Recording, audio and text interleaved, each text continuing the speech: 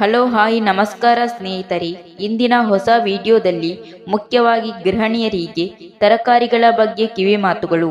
ನಾವು ಅಂಗಡಿಗೆ ಹೋಗಿ ತರಕಾರಿ ತಂದು ಅದನ್ನು ಪದಾರ್ಥ ಮಾಡುತ್ತೇವೆ ಅಷ್ಟೇ, ಆದರೆ ಅದರಲ್ಲಿರುವ ಕೆಲವೊಂದು ಸೀಕ್ರೆಟ್ ಗೊತ್ತಿರುವುದಿಲ್ಲ. ಇವತ್ತಿನ ವಿಡಿಯೋದಲ್ಲಿ ನಾನು ಅದನ್ನು ಹೇಳುತ್ತೇನೆ, ಕೇಳಿ.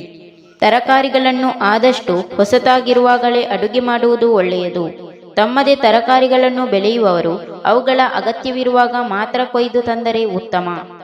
ಸೊಪ್ಪು ಜಾತಿಯ ಹಸಿರು ಎಲೆಗಳ ತರಕಾರಿಗಳನ್ನು ಅವಶ್ಯಕತೆ ಇರುವಾಗ ಮಾತ್ರ ಕೊಂಡುಕೊಳ್ಳಬೇಕು, ಏಕೆಂದರೆ ಹೆಚ್ಚು ಸಮಯ ಉಳಿದರೆ ಅವು ಬಾಡಿ ಹೋಗಿ ಕೊಳೆತು ಹೋಗುತ್ತದೆ.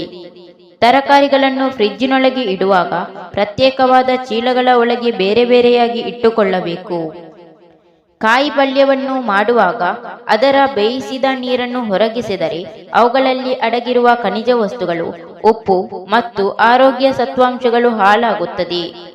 ತರಕಾರಿಗಳನ್ನು ತಣ್ಣೀರಿನಲ್ಲಿ ಬೇಯಿಸಬೇಡಿ. ಯಾವಾಗಲೂ ಉಪ್ಪು ಸೇರಿಸಿದ ಕುದಿಯುವ ನೀರಿನಲ್ಲಿ ಹಾಕಿ ಬೇಯಿಸಿ. ತರಕಾರಿ ಸೊಪ್ಪುಗಳನ್ನು ಬೇಯಿಸುವಾಗ ಒಂದಿಷ್ಟು ಅಡಿಗೆ ಸೋಡವನ್ನು ಸೇರಿಸಿದರೆ ಅವು ಶೀಘ್ರವಾಗಿ ಬೇಯುತ್ತದೆ. ಆದರೆ ಅಡಿಗೆ ಸೋಡಾ ಆರೋಗ್ಯದ ದೃಷ್ಟಿಯಿಂದ ಹಿತಕರವಲ್ಲ. ತರಕಾರಿಯನ್ನು ಬೇಯಿಸುವಾಗ ಅದರ ನೀರು ಸಂಪೂರ್ಣವಾಗಿ ಖಾಲಿಯಾದ ನಂತರವೇ ತುಪ್ಪ, ಎಣ್ಣೆ, ಮಸಾಲೆ ಇತ್ಯಾದಿಗಳನ್ನು ಸೇರಿಸಬೇಕು. ತರಕಾರಿಯನ್ನು ಬೇಯಿಸುವಾಗ ಸ್ಟೀಲ್ ಪಾತ್ರೆಯನ್ನು ಅಥವಾ ಮಣ್ಣಿನ ಪಾತ್ರೆಯನ್ನು ಉಪಯೋಗಿಸಬೇಕು. ಅಲ್ಯೂಮಿನಿಯಂ ಪಾತ್ರೆಗಳಲ್ಲಿ ಬೇಯಿಸಿದರೆ ತರಕಾರಿಗಳು ಕಪ್ಪಾಗುತ್ತದೆ.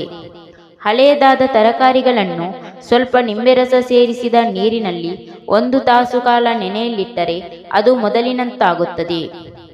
ಯಾವುದೇ ಹಸಿರು ತರಕಾರಿ ಬೇಯಿಸುವ ಮುನ್ನ ಅದಕ್ಕೆ ನಿಂಬೆರಸ ಸೇರಿಸಿದರೆ ಅದರ ಬಣ್ಣ ಕೆಡುವುದಿಲ್ಲ. ತರಕಾರಿ ಮತ್ತು ಹಣ್ಣು ಹಂಪಲುಗಳನ್ನು ಶುಚಿಗೊಳಿಸುವಾಗ ನಿಮ್ಮ ಕೈಗಳಲ್ಲಿ ಸ್ವಲ್ಪ ಸಿರ್ಕವನ್ನು ಹಾಕಿಕೊಳ್ಳಬೇಕು. ಇದರಿಂದ ತೊಳೆದು ತೆಗೆಯಲ್ಪಡಲು ಸಾಧ್ಯವಾಗದ ಕಳೆಗಳಿದ್ದರೆ ಹೋಗಲಾಡಿಸಬಹುದು. ಅಡುಗೆ ಕೆಲಸವು ಪೂರ್ತಿಯಾದ ಬಳಿಕ ಕೈಗಳನ್ನು ಸಾಬೂನು ಹಾಕಿ ಬಿಸಿ ನೀರಿನಲ್ಲಿ ತೊಳೆಯಬಹುದು. ತರಕಾರಿಯನ್ನು ಬೇಯಿಸುವಾಗ ಅಕಸ್ಮಾತಾಗಿ ಅವುಗಳು ಸುಟ್ಟು ಹೋದರೆ ಬೇಯಿಸಿರುವ ತರಕಾರಿಯ ತುದಿ ಮೇಲೆ ಬ್ರೆಡ್ ರೊಟ್ಟಿಯ ತುಂಡೊಂದನ್ನು ಮಡುಗಿ ಮುಚ್ಚಳವನ್ನಿಟ್ಟು ಸ್ವಲ್ಪ ಸಮಯದ ನಂತರ ಮುಚ್ಚಳವನ್ನು ತೆಗೆಯಿರಿ. ಸುಟ್ಟ ವಾಸನೆಯು ಮಾಯವಾಗುವುದು. ಕೃತಕ ಗೊಬ್ಬರವನ್ನು ಉಪಯೋಗಿಸಿ ಬೆಳೆಸಿದ ತರಕಾರಿಗಳು ದೊಡ್ಡ ಬಲಿತ ಆಕಾರವಾಗಿ ಬೆಳೆಯುತ್ತದೆ, ಆದರೆ ಆ ತರಕಾರಿಗಳಿಗೆ ಸುವಾಸನೆ ಮತ್ತು ರುಚಿಯೂ ಕಡಿಮೆ. ಹಸಿ ತರಕಾರಿಗಳ ಆಹಾರ ಸತ್ವಗಳು ಮತ್ತು ಖನಿಜ ಧಾತು ವಸ್ತುಗಳು ತರಕಾರಿಗಳ ಸಿಪ್ಪೆಯ ಒಳಗೆ ಅದಕ್ಕೆ ತಾಗಿ ಇರುವುದರಿಂದ ಅವುಗಳ ಸಿಪ್ಪೆಯನ್ನು ತೆಳುವಾಗಿ ಸುಲಿಯಬೇಕು. ಇದರಿಂದಾಗಿ ಅವುಗಳಲ್ಲಿರುವ ಆಹಾರ ಸತ್ವಗಳು ಹಾಳಾಗದೆ ಹಾಗೆಯೇ ಉಳಿಯುತ್ತದೆ. ತರಕಾರಿಗಳನ್ನು ಬೇಯಿಸುವಾಗ ಎಂದಿಗೂ ಮುಳುಗಿಸಿಟ್ಟುಕೊಳ್ಳಬಾರದು. ಪಾತ್ರೆಯ ತಳವು ಸುಟ್ಟು ಹೋಗದಿರುವಂತೆ ಬೇಕಾದಷ್ಟು ಮಾತ್ರ ನೀರು ಹಾಕಿದರೆ ಸಾಕು. ಉಪ್ಪು ಕಡಿಮೆ ಹಾಕಬೇಕು.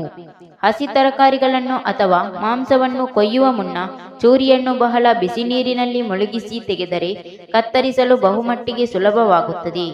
ತರಕಾರಿಗಳನ್ನು ಬೇಯಿಸುವಾಗ ಪಾತ್ರೆಯನ್ನು ಮುಚ್ಚಿಟ್ಟುಕೊಳ್ಳಬೇಕು. ಅವುಗಳು ಆವಿಯಲ್ಲಿ ಬೇಯುತ್ತದೆ. ಹಬೆಯು ಪಾರಾಗಿ ಹೊರಬಂದರೆ ಬಾಣಲೆಯು ತೇವವಿಲ್ಲದೆ ಬತ್ತಿ ಹೋಗಿ ಸುಟ್ಟು ಹೋಗುತ್ತದೆ. ಪಾತ್ರೆಯನ್ನು ಕೆಲವೊಮ್ಮೆ ಅಲ್ಲಾಡಿಸಿ 10-15 ನಿಮಿಷಗಳ ಕಾಲ ಬೇಯಿಸಬೇಕು. ಎಣ್ಣೆಯುಳ್ಳ ಬೇರಿನ ತರಕಾರಿಗಳಿಗೆ ಸ್ವಲ್ಪ ಹೆಚ್ಚು ಹೊತ್ತು ಬೇಕಾದೀತು.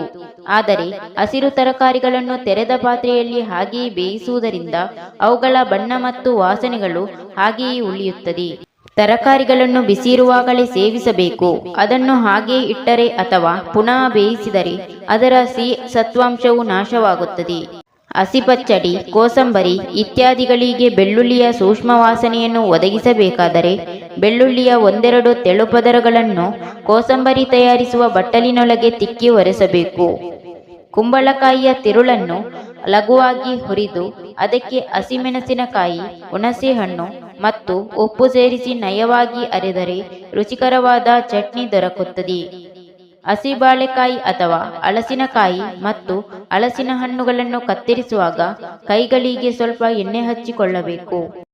ಬದನೆಕಾಯಿ, ಬಾಳೆಕಾಯಿ ಮುಂತಾದವುಗಳಂತಹ ತರಕಾರಿಗಳನ್ನು ಕತ್ತರಿಸುವಾಗ ಅವು ಕಪ್ಪಾಗುತ್ತದೆ.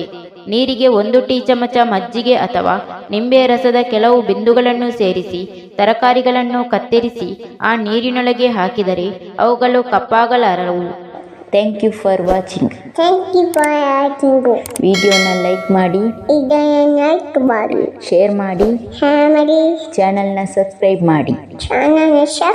ಮಾಡಿ